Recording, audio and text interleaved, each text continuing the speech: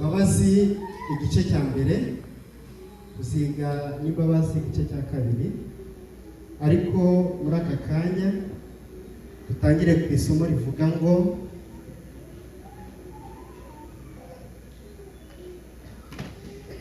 kubabarira ni ukubohora imbohe kandi ukavumbura ko iyo mbohe ari wowe ubwawe. Ni umuhanga witwaga Lewis Smith yanditse aya magambo, ndetse n'undi muhanga andika amagambo avuga ngo Marian Wilson yaravuze ati kubabarira niyo nkunga yacu isumba izindi zose dushobora gutanga mu gukiza iyi si yacu. Tanga imbabazi kugira ngo ugirane umubano n'umuryango wawe n'inshuti yawe. Umuntu akeneye ibintu bibiri by'ingenzi mu buzima. Icya mbere ni ukubabarira, icya kabiri ni ubwiza n'ubugwaneza. Kubabarira nyakuri si ukwirengagiza, si umujinya, si uburakari cyangwa kurenzaho, ahubwo ni uguhangana nabwo maze ukabutsinda. Undi muhanga aravuga ati Desmond Tutu yaranditse ati nta mbabazi ndetse nta byiringiro by'ahazaza. Ku mukristo rero ugomba gutanga imbabazi kugira ngo ugire amahoro ndetse n'ubuzima buzira umuze. Kubabarira ni nko kwizera, kuko gukenera gukura buri munsi ubuzima bwawe. Ubuzima buba bwiza cyane igihe umuntu asenga asaba imbabazi n'igihe ababarira abandi. Haleluya. Kubabarira ni urufunguzo rw'irembo rigana ku kubaho, kuboneka kandi n'umudendezo uzahora witeka ryose. Ubushobozi bwo kubabarira ni umwe mu mihigo ikomeye mwene muntu atashobora kwesa. Zaburi 103 umurongo wa 2 kugeza wa 5 aravuga ngo mutima wanjye himbaza Uwiteka, ntiwibagirwe ibyiza akugiriye byose. Niwe ubabarira ibyo wakiraniwe byose, agakiza indwara zawe zose, agacungira ubugingo bwawe ngo utajya muri rwa rwobo, agakwambika imbabazi no kugirwa neza n'ikamba. Mugire umwete wo kubana n'abantu bose amahoro n'uwo kwezwa, kuko utejejwe atazareba umwami Imana. Matayo 5:7 baravuga ngo hahirwa abanyembabazi kuko bazazigirirwa. Nakaga kwa wicaye hano ufite umuntu ufitanye inzika. Nakaga kuba uri umuririmbi ufitanye n'umuntu ikibazo, kandi turi mu murongo w'abataha ijuru. Mwari muzi aka kanya ko mpari mu kanya ko ngewe byaba byarangiye, umwenda wose wagomba kugira mu mibereho yawe ni umwenda w'urukundo. Haleluya. Urarwaye se? Babarira. Mwumve umuhanga umwe witwaga Dr. Milan yaravuze ati urwango, umubabaro ndetse wo mu mutima, ishyari, urwangano, inzika, agahinda n'ishavu ni intandaro y'indwara turwara ku rugero ruri hagati ya 60 na 90. Kabona umuntu yaruhu, kabona umuntu ntaneze, abona amata, arya agapiza, agakora utuntu twose, arisiga ariko amavuta ntamufataho. Wabaye iki? Oya, nta kibazo, turashima Imana, kandi afite ikibazo muri we, kandi uri umukristo. Umuryango wawe kawudatanga amahoro, kandi uhora ufite ibitabo ariko ufitanye n'umuntu ikibazo. Kubabarira byaturinda kuzahazwa na zimwe mu ndwara zikurikiye. Mwabwo ko wifashije birakomeye. Kubabarira byaturinda kuzahazwa na zimwe mu ndwara zikurikira. Niwumva indwara imwe uvuga ati ndimo igifu, muzamuka umwingo, nabacutse mwese nta mwingo, umutima, hypertension, gasanga umutima urahora, wareba Janine umuvuduko wiyongereye.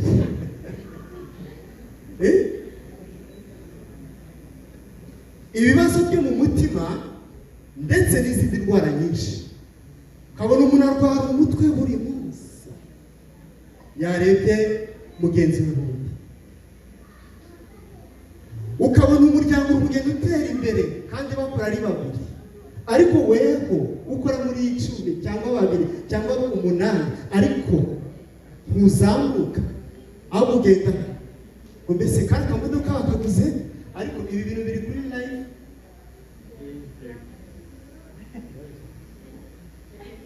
Ariko moriya namwe murananira, reka nifate sibyo kuri wambonye. Ariko uyu aka kanya nifuje kugira ngo Mwuka Wera kugira ngo atwumvishe, kugira ngo tugire imbabazi mu miryango yacu. Naje ndi kumwe n'uriya mugabo turi kuganira, ndeba imodoka nziza, ndeba n'uburyo tukiri mu nkambi iwacu hari papa mudogo waje, imodoka iparika muri gare. Nifuje kugira ngo abantu bose barebe ko badusuye, ariko dore imodoka zose, ariko mujya mushima Imana, ariko ntabwo ndikubwiriza ngo ndikubwira tuganire, ariko ugasanga umuntu neza gushima papa Jenise nk'ibituri, kubona igikombe cy'amata yari bigoye ni iwacu, ariko mwebwe simbizi, muceri twawuryaga rimwe kubona akanyama wo wapi, ariko uyu munsi Yesu yarabiduhaye, ariko kunyurwa byaranze. N'abacunze oya ni iwacu, mwebwe hano ntabwo bikunda, ariko nanjye ari ibyo bijya binshaka, kabona umuntu azanye akadorari kamwe, waba wabonye amadorari 10, 20, 50, uyu munsi ntabwo ndibuturiye, ariko idorari rimwe niki tutaha, niki Imana itadukoreye bana b'Imana. Babyeyi, niki Imana itagenze ite? Ntabwo ndibujye muri byinshi, ariko isomo rimwe rirahagije. Nifuza kugira ngo ugere ku mwanzuro. Kubabarira ni umuti mwiza, amen, kandi wizewe ku mutima, mu bwenge no mu mubiri. Niba ushaka kugira amagara mazima, aleluya, mwumve aka kantu, niba ushaka kugira amagara mazima ku mubiri ndetse no ku mwuka, ukwiriye kubabarira. Babarira mbere y'uko wagukorera icyaha atarakugeraho. Babarira kugira ngo ugire inshuti. Iyi si turi abagenzi, ntuzatahe ufite ikibazo cy'umuntu uretse ikibazo cy'urukundo. Bana batoya, abashiki banjye basore, mwige kubabarira. Turi abanyantege nke, ariko nta gisa kugira umutima ufitemo impuhwe zo kugenza ute kubabarira. Kubabarira kugira bituma ugira umutima unezerewe. Babarira kugira ngo unezerwe, babarira kugira ngo wishime kandi ubeho, wongere n'igihe cyo kurama. Babarira ugumane inshuti yawe. Inshuti zawe uracyazifite muri kora izo mwabyirukanye, zimwe zaciye hano, izindi zica hano, kandi niba hari inshuti nziza ni inshuti yo mu buto. Aleluya. Ugire umuvandimwe wawe muri uyu mugoroba. Mubyeyi, muvandimwe wanjye, umuntu mufitanye ikibazo, umusange, mwandikire ka message, mubwira ngo twize amagambo atureshya kugira ngo tubabarire. Babarira ugire inshuti, babarira ugire ababyeyi. Birashoboka ko ahangaha hari umwana utumvikana n'ababyeyi, batandukanye kandi bakagombye kugenza ute kubana. Ubuzima bwa hano muri Amerika bidusaba gutandukana, gufashanya.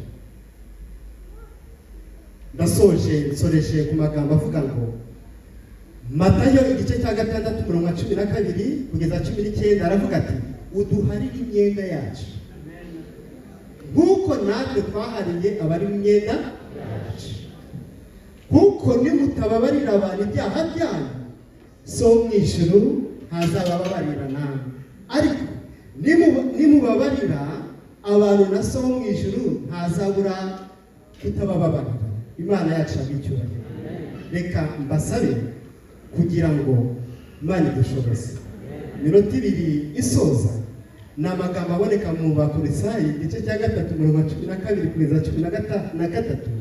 Nuko rero nk'uko bikuri intore z'Imana kandi zikundwa, mwambara umutima w'imbabazi n'ineza. Iri koti rya Master Guide, ariko njya nifuza kugira ngo imbere y'iri koti shemo ikoti ry'umutima w'imbabazi n'ineza no kwicisha bugufi n'ubugwaneza. Uwicisha bugufi akubaha Uwiteka, ingororano niye. Muvuze kimwe n'ibitatu. Uwicisha bugufi ni kamwe ukongeraho. Uwicisha bugufi akubaha Uwiteka, ingororano ye niye ni icyubahiro, ubugingo buhorana cya gatatu. Imigani igice cya 24:2 muhadusomere. Uwicisha bugufi akubaha Uwiteka, ingororano ye ni ubutunzi n'icyubahiro n'ubugingo bweze. Tujya muri kampani kugira tugire iki? Kugira tugire icyubahiro, ariko egari ubugingo buhoraho. Imana idushoboze. Umuhanga umwe, reka mfunge computer ni kuvuga cyane bigutinda. Umuhanga umwe aravuze ati ngo qui veut la paix préparer la guerre, qui veut la paix préparer le pardonner. Niba ushaka amahoro tegura intambara, ariko niba ushaka amahoro genza ute?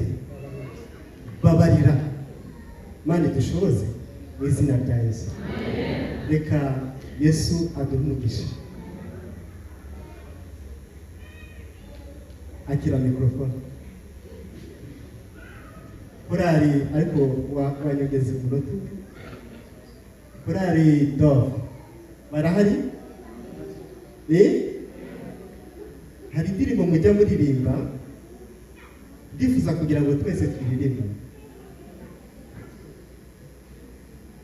Iravuga ngo ijuru aho dusenga tuzabonana. Mwahumvishije? Twese turirimbe igice kimwe no gusoza.